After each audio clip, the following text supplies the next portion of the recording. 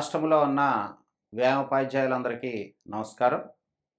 ఈ మార్చి నెల క్లస్టర్ కాంప్లెక్స్లో మన ఫిజికల్ ఎడ్యుకేషన్కి సంబంధించి ఈ నెల టాపిక్ ఏంటంటే safety, security and first aid.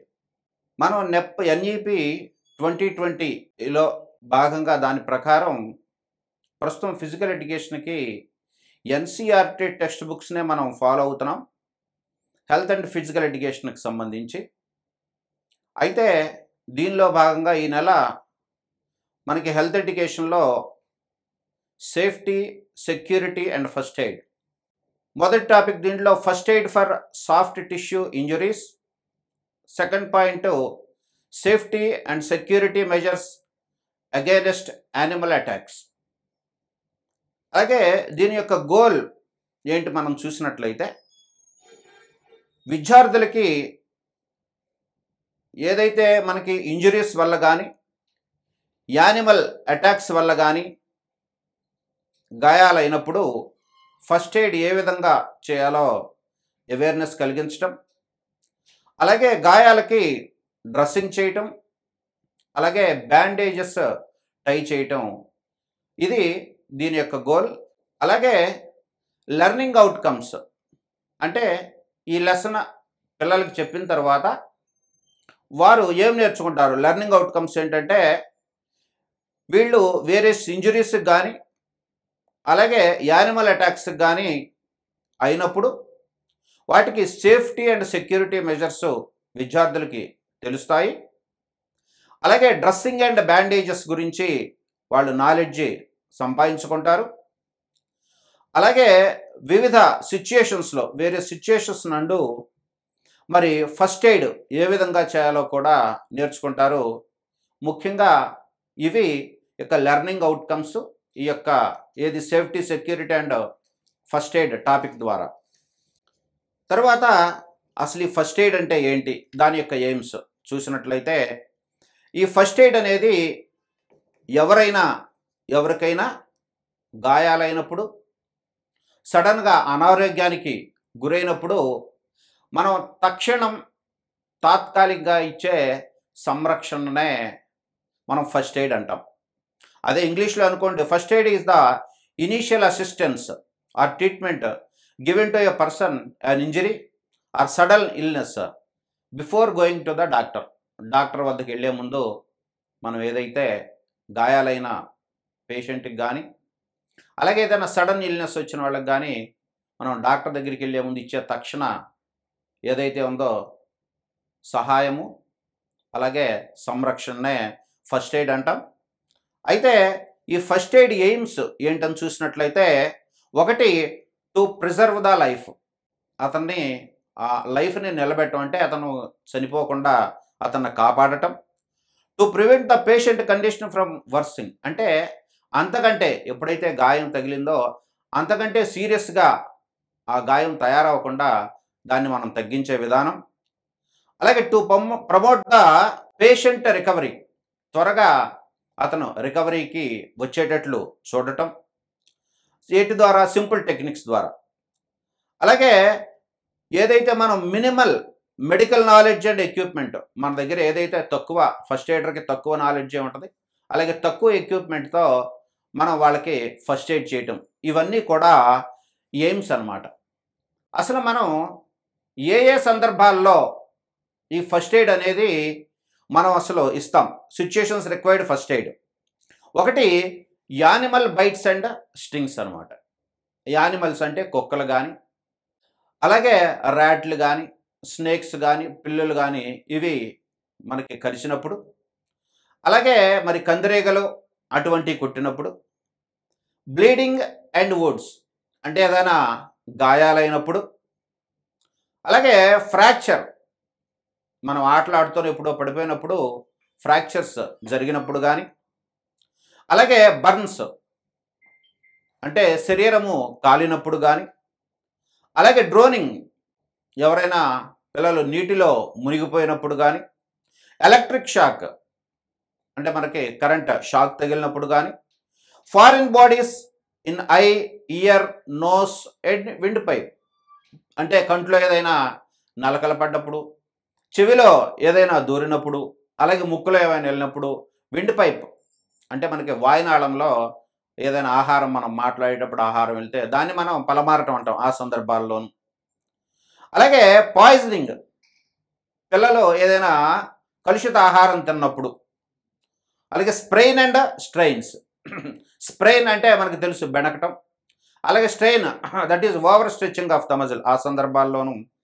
అలాగే పిల్లలకి ఎక్కువగా తలనొప్పి వచ్చే సందర్భాల్లోనూ.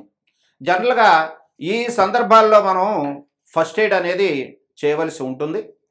జనరల్‌గా మనకు పాఠశాలలో వచ్చేవి ఇవే ఉంటాయి. అలాగే మనకు ఫస్ట్ ఎయిడ్ బాక్స్ మనం ఇప్పుడు ప్రతి పాఠశాలలోనూ పీహెచ్‌సీ నుంచి డాక్టర్లు నెలకి 2 సార్లు వచ్చి మన పాఠశాలలో విద్యార్థులకి టెస్టులు అవి నిర్వహిస్తూ ఉంటారు. వాళ్ళని అడిగి మనం ఈ ఫస్ట్ ఎయిడ్ కిట్ మనం తీసుకోవాలి. ఆటిలో కనీసం ఉండవలసిన ఫస్ట్ ఎయిడ్ బాక్స్‌లో గనుక చూసినట్లయితే a pair of disposable gloves, అలాగే మనకి గ్లౌస్ ఉండాలి పడవేసే. తర్వాత small sterile pad or dressing, మనకి డ్రెస్సింగ్ చేసే ప్యాడ్స్ ఉండాలి. ఏది చిన్నదొకటి, పెద్దదొకటి. తర్వాత sterile or clean roller gauze, మనకి రోలర్ బ్యాండేజ్ లాంటిది ఒకటి ఉండాలి. అలాగే మనకి ఒక టేప్ మనకు గట్టిగా కట్టే టేప్ ఒకటి ఉండాలి. అలాగే యాంటీబయాటిక్ ఆయింట్మెంట్ ఒకటి ఉండాలి. అలాగే సావలాన్ సొల్యూషన్ 1 బాటిల్ ఉండాలి. అలాగే హైడ్రోజన్ పెరాక్సైడ్ ఒక బాటిల్ ఉండాలి. తర్వాత బ్యాండేడ్ స్ట్రిప్స్ అవి 2 ఉండాలి. తర్వాత కాటన్ ఉండాలి. అలాగే ఏవైనా మనకి వాళ్ళు కనుక చిన్న చిన్న తలనొప్పులకు కానీ, వామిటింగ్స్కి కానీ, అలాగే పెయిన్ కిల్లర్స్ కానీ ఇటువంటివి ఏమన్నా మనకి రాసి ఇచ్చినట్లయితే కడుపు నొప్పి వచ్చినప్పుడు ఆ టాబ్లెట్స్ కూడా ఆ స్ట్రిప్ మీద రాసి మన దగ్గర పెట్టుకున్నట్లయితే ఇవన్నీ మనం ఫస్ట్ ఎయిడ్ బాక్స్ మన పాఠశాలలో మనం జాగ్రత్తగా ఉంచుకోవాల్సినవి. అయితే అసలు ఈ ఫస్ట్ ఎయిడ్ మన పాఠశాలలో జనరల్‌గా మరి మనం ఏ ఏ సందర్భాల్లో ఇవ్వాలి? అలాగే గ్రౌండ్‌లో గాయాలైనప్పుడు మనం ఒక రూల్ ఉంటది. మరి అది ఏం ఫాలో అవ్వాలి గనుక చూసినట్లయితే మనకి ఏబీసీ మనకి ఫస్ట్ ఎయిడ్ ఏదైతే ఉందో ప్రథమ చికిత్సలో ముఖ్యంగా 3 అంశాలు ఉంటాయి.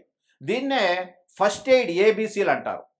ఏ అంటే రోగికి గాలి పీల్చుకునేందుకు వెసులుబాటు కలిగించాలి. ముందు మనకి రోగి అసలు గాలి పీల్చుకోవడం లేదో జనం అందరూ చుట్టూ మొక్కకుండా అతను గాలి పీల్చుకునే వెసులుబాటు కల్పించాలి. నోటికి ముక్కుకి ఏమి అడ్డుపడకుండా చూడాలి. అలాగే ఫస్ట్ ఎయిడ్ బి అంటే రోగికి ఊపిరి ఆడుతున్నది లేనిది మనం పరిశీలించాలి. పరిశీలించి అతనికి ముక్కు దగ్గర వేలు పెట్టి చూసి ఊపిరి ఆడుతుందో లేదో మనం తెలుసుకోవాలి. అలాగే ఫస్ట్ ఎయిడ్ సి అంటే గుండె కొట్టుకున్నది లేనిది గమనించాలి. లేదంటే కృత్రిమంగా పనిచేయ విధంగా చేయాలి. ఇవి మనకి యాక్చువల్‌గా ఫస్ట్ ఎయిడ్ ఏబీసీ అంటే ఇవి మనం ఇవన్నీ కూడా కరెక్ట్‌గా ఉండాలి. అలాగే డిఆర్ఎస్ ఏబీసీ అని కూడా అంటారు దీన్ని. అలా డి అంటే డేంజర్, ఆర్ ఫర్ రెస్పాన్స్, అలాగే ఎస్ అంటే సెండ్ ఫర్ హెల్ప్ అని యాక్చువల్‌గా ఇవి ఫస్ట్ ఎయిడ్ చేసే ముందు మనకి ఈ సూత్రం అనమాట డిఆర్ఎస్ ఏబీసీ అనేది. అలాగే మనం గ్రౌండ్‌లో పిల్లలకి మరి గాయాలైనప్పుడు మనం ఒకటి ప్రైస్ అని ఒకటి ఉంటుంది. దీన్ని మనం పాటించాలి. ఇంతకుముందు రైస్ అని ఉండేది. ఇప్పుడు దాన్ని ప్రైస్ చేశారు. ప్రైస్‌లో PRICE ఇవి ప్రైస్. పి ఫర్ ప్రివెన్షన్ అంటే గాయాలు అవ్వకుండానే మనం గ్రౌండ్‌లో పిల్లలకి ప్రివెంట్ చేయటం. అంటే ఎలా ప్రివెంట్ చేయాలి? అంటే మన యొక్క గ్రౌండ్‌ని చాలా చదునుగా ఉంచుకోవాలి. ఎటువంటి గుంటలు లేకుండా, అలాగే ఎటువంటి రాళ్ళు పైకి లేవకుండా అవి ఏమీ ఉండకుండా మనం చూడాలి. అలాగే పిల్లలకి మనం గేమ్‌లో దిగే ముందు ఆళ్ళతో తప్పనిసరిగా మనం వ్యాయామం చేయించాలి. ఇలా చేసినట్లయితే వాళ్ళకి గాయాలయ్యే అవకాశం చాలా తక్కువగా ఉంటుంది. అలాగే ఆర్ ఫర్ రెస్ట్. పిల్లడికి గ్రౌండ్‌లో ఏదైనా గాయమైందనుకోండి, ముందు ఆ పిల్లల్ని ఏం చేయాలంటే కూర్చోబెట్టాలి. రెస్ట్ ముందు కూర్చోబెట్టేసి అతనికి మనం ట్రీట్ చేయాలి. అంతేగాని గాయం తగిలిన వెంటనే పిల్లల్ని అటు ఇటు పరిగెత్తనివ్వకూడదు. ముందు కూర్చోబెట్టి ఆ గాయం ఏంటి, దాని తీవ్రత ఏంటని చూడాలి. I for ice. ఐస్ ఎప్పుడు అప్లై చేయాలి? If it is closed wound. అదే గాయమయ్యే రక్తస్రావం అవుతుంటే మనం ఐస్ అప్లై చేయకూడదు. ఎప్పుడైతే ఇది క్లోజ్డ్ వూండ్ సుమారుగా మనకి స్ప్రెయిన్ ఇటువంటి వాటికే మనం ఏదైతే ఈ ఐస్ అప్లై చేయాలి, మనకి జనరల్‌గా అక్కడ గాయమైనప్పుడు ఏమంటే లోపల రక్తనాళాలు కట్టయిపోయి రక్తస్రావం అయిపోద్ది. అక్కడ మనకి వాపొచ్చేసి ఒక నల్లగా ఆ ప్రదేశంలో నల్లగా కూడా ఉంటుంది. అప్పుడు మనం ఏం చేయాలంటే ఐస్ అప్లై చేయాలి. ఐస్‌ని డైరెక్ట్‌గా కాకుండా ఏదైనా మీడియం పెట్టి జనరల్‌గా మన దగ్గర ఐస్ బ్యాగ్స్ అవి ఉండవు కాబట్టి ఏదైనా క్లాత్‌లో ఐస్ పెట్టి 2 గంటలకు ఒకసారి మనం 24 అవర్స్ ఐస్ అప్లై చేయాలి. ఈ ఐస్ అప్లై చేసినప్పుడు ఏం జరుగుతుందంటే వాసో కన్‌స్ట్రిక్షన్ అంటే అక్కడున్న రక్తనాళాలు ఏమైపోతాయంటే కంట్రాక్ట్ అయిపోయి ఇక రక్తస్రావం అనేది జరగదు. 24 అవర్స్ మనం ఇలా ఎవ్రీ 2 అవర్స్‌కి ఐస్ అప్లై చేసిన తర్వాత ఆఫ్టర్ 24 అవర్స్ మనం హీట్ అప్లికేషన్ ఇవ్వాలి. హీట్ అప్లికేషన్ ఇచ్చినప్పుడు ఏం జరుగుతుందంటే వాసో డయలేషన్ అంటే అక్కడ రక్తనాళాలు మళ్ళా ఓపెన్ అయిపోయి అక్కడ ఏదైతే మన చెడు రక్తము గాని, అలాగే చనిపోయిన యొక్క రక్త కణాలు గాని అక్కడి నుంచి వెళ్ళిపోవటం జరుగుతుంది. అప్పుడు ఆ వాపు అనేది తగ్గుతుంది. C for compression. C for compression అంటే కుదించుకోవడం. ఎప్పుడన్నా మనకి కాలుని ఏదైతే మనకు గాయాలైనప్పుడు కదిలించకూడదో ఆ ప్రదేశాన్ని మనం క్రేప్ బ్యాండేజ్ పెట్టి చుట్టేసి ఆ యొక్క భాగాన్ని కదలకుండా చూడాలి. కదలకుండా ఉండటం వల్ల ఆ గాయం అనేది నిదానంగా తగ్గేదానికి అవకాశం ఉంటుంది. కదులుతా ఉంటే దాని యొక్క తీవ్రత పెరిగే అవకాశం ఉంటది. అలాగే ఈ ఫర్ ఎలివేషన్. ఈ ఎలివేషన్ అనేది ఎప్పుడంటే మనకి గాయం అయ్యి రక్తస్రావం జరుగుతున్నప్పుడు, అప్పుడు మనం ఏదైతే రక్తస్రావం జరుగుతున్న భాగం గుండెకి అపోజిట్‌లో పైకి గనక లేపినట్లయితే ఈ రక్తస్రావం తీవ్రత అనేది తగ్గుతుంది. కాబట్టి గ్రౌండ్‌లో మనకి గాయాలైనప్పుడు మనం ఈ యొక్క రైస్ అనే ఈ యొక్క సూత్రాన్ని మనం పాటించవలసి ఉంటది. ఇప్పుడు ప్రైస్ అంటున్నారు. అంటే గాయాలు అవ్వకుండానే మనం ప్రివెంట్ చేయాలి కాబట్టి ఈ సూత్రం ఏంటదంటే ప్రైస్ అనమాట. తర్వాత మనకి ఈ మధ్య మనం చాలా చూస్తున్నాం. ఏదైతే మనం ఫస్ట్ ఎయిడ్ అందక చాలామంది మరి ప్రాణాలు కోల్పోయే పరిస్థితి చూస్తున్నాం. ఈ ఫస్ట్ ఎయిడ్ గురించి మన యొక్క విద్యార్థులకు గనక మనం మంచి నాలెడ్జ్ ఇచ్చినట్లయితే భవిష్యత్తులో వాళ్ళు కొంతమందిని రక్షించే అవకాశం ఉంటది.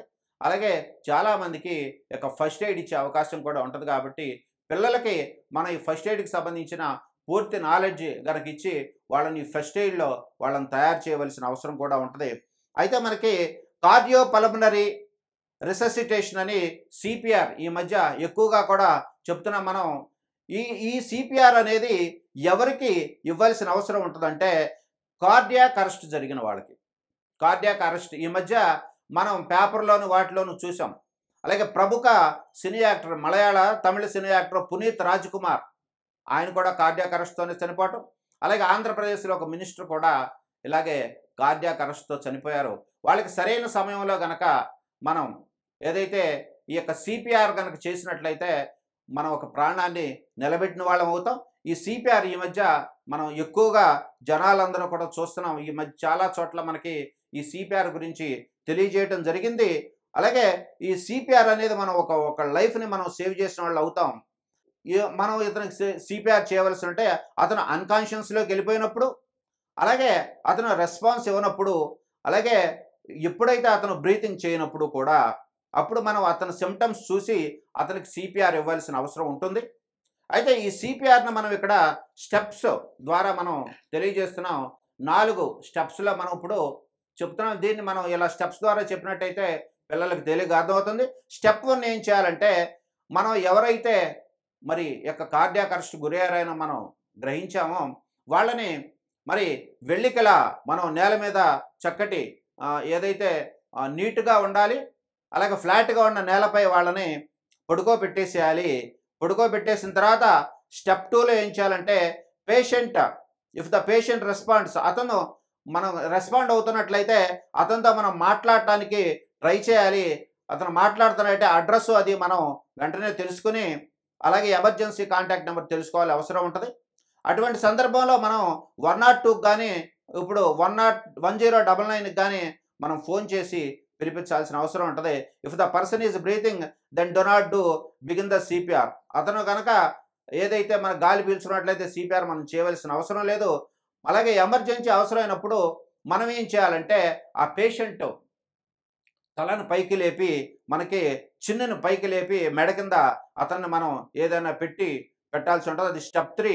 ఒకవేళ పేషెంట్ కనుక నిజంగా కార్డియాక్ అరెస్ట్ అయినట్లయితే అతని పల్స్ చూసి అతను కనుక పల్స్ లేదు, బ్రీతింగ్ లేనట్లయితే మనం అతని ముందు మోకాళ్ళ పైన మరి కూర్చొని మన యొక్క చేతుల్ని ఒకదానిపైన ఒకటి ఇంటర్లాక్ చేసి అప్పుడు అతను ఏదైతే ఉందో సెంటర్ మనకి చెస్ట్ మధ్యలో అంటే మనకి బోర ఎముక అని ఉంటుంది, స్టర్నం, ఆ పైన మనకి ఆ యొక్క ఇంటర్లాక్ చేసిన చేతులతో అతను ఏం చేయాలంటే పెట్టి అక్కడ మనం కొట్టాలన్నమాట.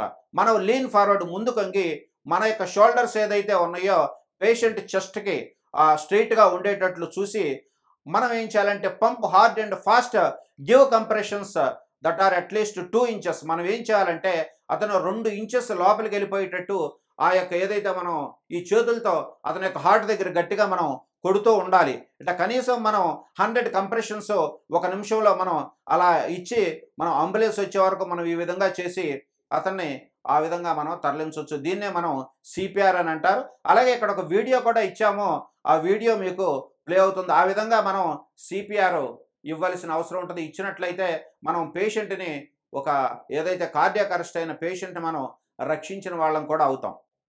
తర్వాత ఇంకా దీంట్లో మనకి యానిమల్ అటాక్స్ ఉన్నాయి.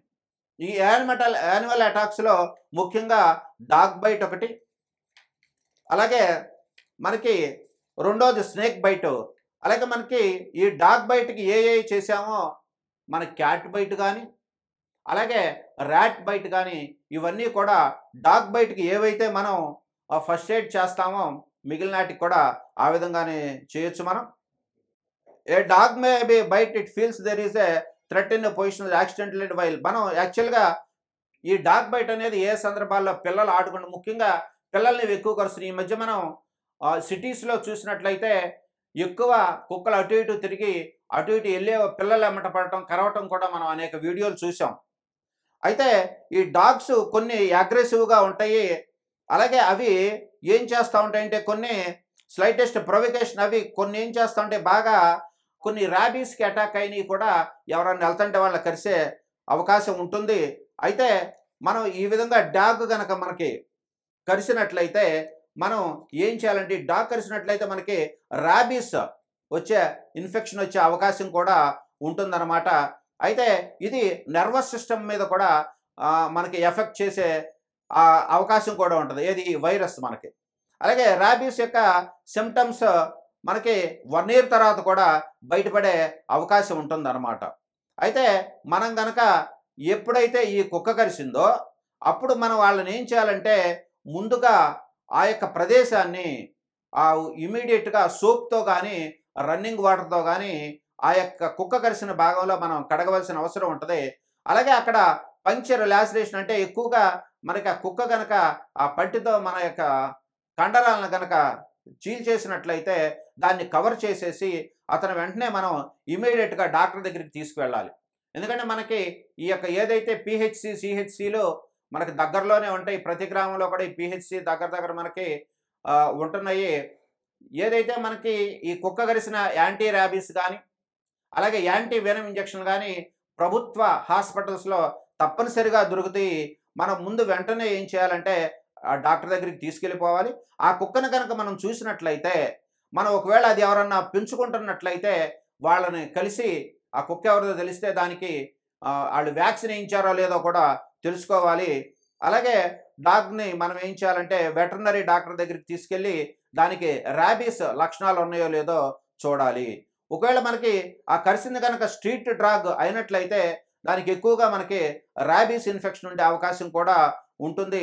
కాబట్టి డాక్టర్ దగ్గరికి తీసుకెళ్ళి మనం ఆ యొక్క యాంటీ ర్యాబీస్ ఏదైతే ఇంజెక్షన్ మనం తప్పనిసరిగా చేయించవలసిన అవసరం ఉంటుంది. అయితే మనం ఈ కుక్కల బారిన పడకుండా కాటు ఏం చేయాలంటే పిల్లలు కొందరు ఏం చేస్తూ ఉంటారంటే వెళ్తూ ఒక రాయి తీసుకుని ఆ కుక్కలను కొడుతూ ఉంటారు. ఆ విధంగా మనం కుక్కల్ని ఆ స్ట్రీట్ డాగ్స్ని కొట్టొద్దని చెప్పాలి. అలాగే అవి పరిగెడుతున్నప్పుడు ఆటనికే మనం పరిగెట్టకూడదు. అవి మనం కరవటానికి వచ్చినప్పుడు కూడా పరిగెట్టకుండా అక్కడే నిలబడి మనం ఏదైనా కూర్చొని ఒక కర్ర కానీ ఏదైనా పట్టుకున్నట్లయితే అవి మన మీదకి రాకుండా ఉండే అవకాశం అయితే ఉంటుంది. అలాగే ఏదైతే మనకి ఈ యొక్క యాంటీ ర్యాబీస్ వ్యాక్సిన్ ఏదైతే ఉందో అది ఎన్ని రోజులకు ఒకసారి చేయించుకోవాలో మరి మన పిహెచ్సిలో చెప్తారు, సిహెచ్సిలో కానీ ఆ అన్ని రోజులు వెళ్ళి తప్పనిసరిగా ఆ యొక్క వ్యాక్సిన్ కనుక వేయించుకున్నట్లయితే వాళ్ళు దానివల్ల వచ్చే నష్టాలకి గురి కాకుండా ఉంటారు. అలాగే మనకి in case of cat, rat, monkey ఇవన్నీ కూడా మనకి ఏది కరిసినా కానీ ఇటువంటి ఇంజెక్షన్సే మనం ఇచ్చేసి సేమ్ ట్రీట్మెంట్. అలాగే మనకి ఎప్పుడైతే ఇవి కరిస్తుందో ముందు టెటనస్ ఇంజెక్షన్ కూడా డాక్టర్ మనకు అక్కడ చేయించాల్సిన అవసరం ఉంటుంది. ఏదైతే ఉందో మిగిలిన అన్నిటికీ కూడా కుక్కకి ఏ విధంగా కరిసిందో ఆ విధంగానే ఈ యొక్క ట్రీట్మెంట్ మిగిలిన నాటికి కూడా మనకి ఇవ్వాల్సిన అవసరం ఉంటుంది. అలాగే మనం పిల్లలకి ఈ జాగ్రత్తలు చెప్పేటప్పుడు do not tease or frighten animals. అలాగే ఆ యానిమల్స్ని మనం ఏమీ టీజ్ చేయకూడదు. అలాగే మనం ఏం చేయాలంటే the animal are agitated move away from the path. మనకి అవి మన మీదకి వచ్చినట్లయితే ఆ దారి నుంచి మనం దూరంగా వెళ్ళిపోవాలి. అలాగే మనకి ఏదైతే పెట్ యానిమల్స్ ఉన్నాయో చాలామంది ఇప్పుడు ఏం చేస్తున్నారంటే యానిమల్స్ని పెంచుకుంటున్నారు.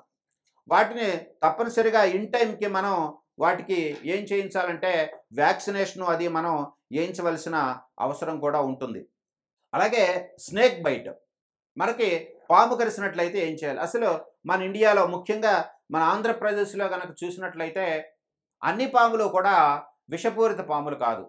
కేవలం ముఖ్యంగా మన ఏరియాలో 3 రకాలైన పాములు మాత్రమే విషపూరితంగా ఉంటాయి. ఒకటి నాగుపాము లేదా త్రాసుపాము, రెండు ఒకటే. రెండోది కట్లపాము, మూడోది పింజరి, రక్త పింజరి అని అంటాం.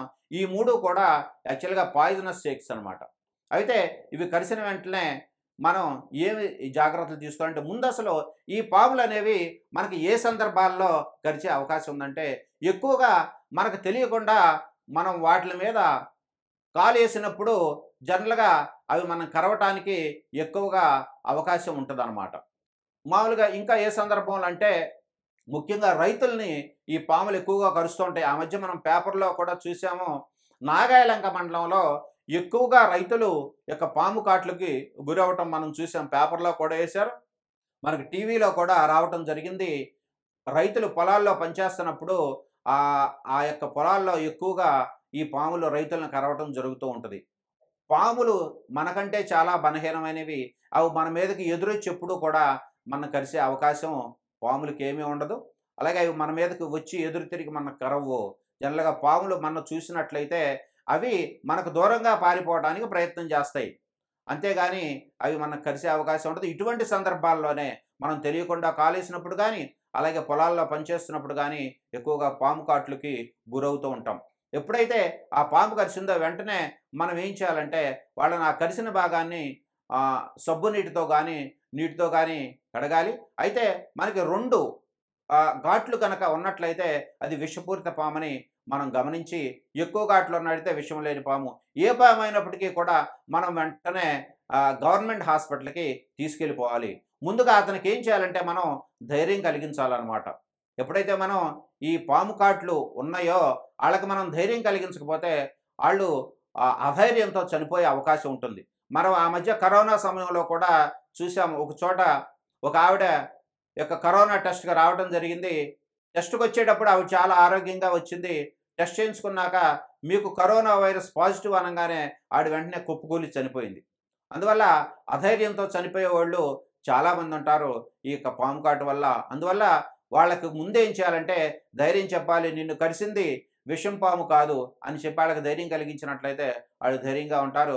వెంటనే మనం దగ్గరలో ఉన్న హాస్పిటల్కి తీసుకెళ్ళిపోవాలి. ఒకవేళ అరగంట కంటే ఎక్కువ సమయం కనుక హాస్పిటల్కి తీసుకెళ్ళడానికి సమయం పట్టేట్లయితే ఎప్పుడైతే ఆ గాయానికి 2 అంగుళాల పైన మనం ఏం చేయాలంటే టోర్నిక్విట్ అంటారు. మనం ఒక తాడుతో కానీ దేనితో కానీ కట్టి అక్కడి నుంచి మనం ఆ డాక్టర్ దగ్గరికి తీసుకెళ్లాల్సి ఉంటుంది. ఎప్పుడైతే ఆ పాము కరిచిందో వాళ్ళని అటు ఇటు నడవటం కానీ ఎక్కువగా పరిగెత్తనివ్వటం కానీ చేయకూడదు. అలా చేసినట్లయితే మనకి రక్త ప్రసరణ ఎక్కువైపోయి ఆ యొక్క విషం కూడా మనం శరీరం అంతా పాకే అవకాశం ఉంటుంది. ఎప్పుడైతే ఈ 3 పాములు కనుక కరిసినట్లయితే వాళ్ళని జాగ్రత్తగా మనం వెంటనే హాస్పిటల్కి తీసుకెళ్ళి హాస్పిటల్లో యాంటీవెనమ్ ఇంజెక్షన్ మనం చేయించవలసిన అవసరం ఉంటుంది.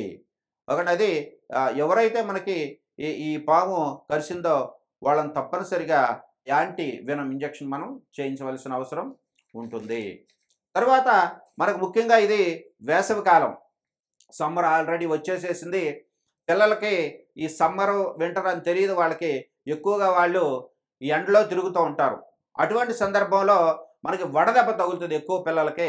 ఎండలో బాగా పని చేయడం వల్ల లేదా ఎండలో బాగా తిరగడం వలన వడదెబ్బ తగిలే అవకాశం ఉంటది. అలాగే ఈ వడదెబ్బ తగిలినప్పుడు ఎంతో నీరసంగా అనిపిస్తుంది. అలాగే ఒక్కోసారి స్పృహ కోల్పోయే అవకాశం కూడా ఉంటది. అలాగే బాడీ డీహైడ్రేట్ అయ్యే ప్రమాదం కూడా ఉంటుంది. కాబట్టి ఈ లక్షణాలు ఎలా ఉంటాయి? ఈ యొక్క వడదెబ్బ తగిలినప్పుడు అంటే వాళ్ళ కళ్ళు తిరుగుతూ ఉంటాయి. తలనొప్పి బాగా వస్తూ ఉంటది. వాంతులు కూడా వస్తాయి. ఒళ్ళంతా చెమటలు పడతాయి. అలాగే మనిషి బాగా నీరసించి కూడా పోతాడు. అలాగే వాళ్ళ నాడి కూడా వేగంగా కొట్టుకుంటుంది. ఒక్కోసారి ఆ యొక్క వ్యక్తి స్పృహ కూడా కోల్పోయే ప్రమాదం ఉంటుంది. అప్పుడు మనం ప్రథమ చికిత్స ఏమి చేయాలి అంటే, ముందు రోగిని చల్లని ప్రదేశంలోనికి తీసుకువెళ్ళాలి. అలాగే అతనికి స్పృహ కనుక ఉన్నట్లయితే కొబ్బరి నీళ్లు, గ్లూకోజ్ వంటివి అతనికి తాగించాల్సిన అవసరం ఉంటుంది. అలాగే రోగికి విశ్రాంతి ఇవ్వాలి. అతని పాదాల క్రింద ఏదైనా ఎత్తు పెట్టి అతను పడుకోబెట్టాలి. అలాగే రోగి శరీరం మీద చల్లటి నీళ్లు కూడా మనం చల్లవచ్చు, లేదా తడిబట్ట మనం పెట్టొచ్చు. అలాగే ఉష్ణోగ్రత తగ్గించే ప్రయత్నాలు చేయాలి. అలాగే వేడి తగ్గంగానే అతనికి ఆ తడి బట్టలు తీసేసి పొడి బట్టలు వేయాల్సిన అవసరం ఉంటుంది. అలాగే బాడీ డీహైడ్రేట్ అవ్వకుండా కొన్ని ద్రవ పదార్థాలు అతనికి తాగిస్తూ ఉండాలి. అవసరమైతే మనం డాక్టర్ వద్దకు తీసుకెళ్లాల్సిన అవసరం కూడా ఉంటుంది. ఇవి మనకి వడదెబ్బ తగిలినప్పుడు మనం చేయవలసిన ఏదైతే ఉందో ప్రథమ చికిత్స అండి. తర్వాత మనకి ఇంకా ఎలక్ట్రిక్ షాక్ కూడా ఉంటుంది. మనకి కరెంట్ షాక్ తగిలిన మనిషిని కానీ కరెంటు నుండి ముందు వేరు చేసి ప్రథమ చికిత్స చేయాలి. అతను అలాగే ఆ వైరుని పట్టుకున్నట్లయితే ఒక మనం కర్రతో కానీ ఏదైనా కొట్టి అతను ముందు ఆ యొక్క వైరు నుంచి అతన్ని సపరేట్ చేయాలి. అతనికి అపాయం కలగకుండా మనం రబ్బర్ తొడుగులు, పొడిగుడ్డలు, అలాగే దళసరి కాగితాలు ఇటువంటి సాయంతో కరెంటుని తగులుకున్న మనిషిని అక్కడి నుంచి వేరు చేయాల్సిన అవసరం ఉంటుంది. అంతేగాని ఇనప వస్తువులు, పచ్చికర్రలు, తడి బట్టలు ధరించి మనం అతని దగ్గరికి మనం అయితే వెళ్ళకూడదు. అతనికి ఊపిరి ఆడలేదనుకోండి, మనం కృత్రిమ శ్వాసను ఏం చేయాలంటే కలిగించాలి. అలాగే షాక్ ఇవ్వాల్సిన సాధారణ చికిత్స మనం చేయాలి. శరీరం కనుక కాలి ఉన్నచో కాలిన భాగాలు మనం ఏం చేయాలంటే చికిత్స చేయాలి. వెంటనే వైద్య సహాయం అందే అవకాశం ఉంటే కబురు చేయాలి. అలాగే కరెంట్ షాక్ తిన్న మనిషి బాగున్న డాక్టర్ దగ్గరికి వెళ్ళి అతను బాగానే ఉన్నప్పటికీ కూడా డాక్టర్ దగ్గరికి వెళ్ళి మనం సరైన సలహా తీసుకోవాల్సిన అవసరం ఉంటుంది. అలాగే నీటిలో పడిన మనిషికి మనం ఏ విధమైన ప్రథమ చికిత్స చేయాలంటే, నీటిలో పడ్డ మనిషి ఈత రానిచో అతను ఏం చేస్తాడంటే నోటితో, ముక్కుతో ఆ నీటిని తాగేస్తూ ఉంటాడు. అతనికి ఈత కనుక రానట్లయితే అటువంటి వ్యక్తిని బయటకు తీసేటప్పుడు ముందు మనం ఏం చేయాలంటే మనని రక్షించుకుంటూ అతను బయటికి లాగాలి. నీటిలో పడ్డ వ్యక్తి అతను చాలా భయంతో ఉంటాడు అన్నమాట. మనం వెళ్ళి అతను లాగడానికి ప్రయత్నం చేస్తే అతను ఆ భయంతో మన్ను కూడా ఆ నీటిలోకి బలంగా లాగేస్తూ ఉంటాడు. అప్పుడు మనం ఏం చేయాలంటే ఏదన్నా బయట తాడు పట్టుకొని కానీ మనల్ని మనం రక్షించుకుంటూ అతని ముందు నీటిలో నుంచి బయటికి తీయాలి. బయటికి తీసి అతను కనుక నీళ్ళు ఎక్కువ తాగిస్తే అతన్ని ఏం చేయాలంటే నీటిలో కక్కించాలన్నమాట. అతని యొక్క గొంతుని అలాగే నోటిని మనం పరిశీలించి నాలుక మడత పెడితే అతను తీసేయాలి. అలాగే అతని యొక్క నోటిలో, గొంతులో ఏమవుతుందంటే ఇసుక కానీ, తర్వాత కొంత నాచు, ఆ మొక్కల నాచు కూడా ఉంటుంది. ఆ నాచు కూడా చిక్కుకునే అవకాశం ఉంటుంది. వాటిని మనం తొలగించేసి అవసరమైతే అతనికి ఏం చేయాలంటే కృత్రిమ శ్వాస ఇవ్వాల్సిన అవసరం ఉంటుంది. అలాగే ఆ బట్టలు తీసేసి పొడి దుప్పటి కానీ ఏవి కానీ అతనికి మనం కప్పాలన్నమాట. అలాగే ఇంకేమైనా లోపల అతను మునిగిపోయడానికి వెళ్ళినప్పుడు ఏమైనా గాయాలు తగిలినాయి అనుకోండి, ఆ గాయాలకు కూడా మనం ప్రథమ చికిత్స చేయాలి. అతనికి తెలివి వచ్చి అతనికి అవయవాలు అక్కడ దెబ్బలు తగిలినాయి అని తెలిసినట్లయితే మనం అతనికి అక్కడ ట్రీట్మెంట్ ఇవ్వాలి. అలాగే అతను కనుక వేడి టీ కానీ, కాఫీ కానీ అతనికి ఇచ్చి అతను మనం వెంటనే ఏం చేయాలంటే డాక్టర్ దగ్గరికి తీసుకెళ్ళవలసిన అవసరం ఉంటుంది. ఇది మనకి ఆ విధమైన ప్రథమ చికిత్స అన్నమాట.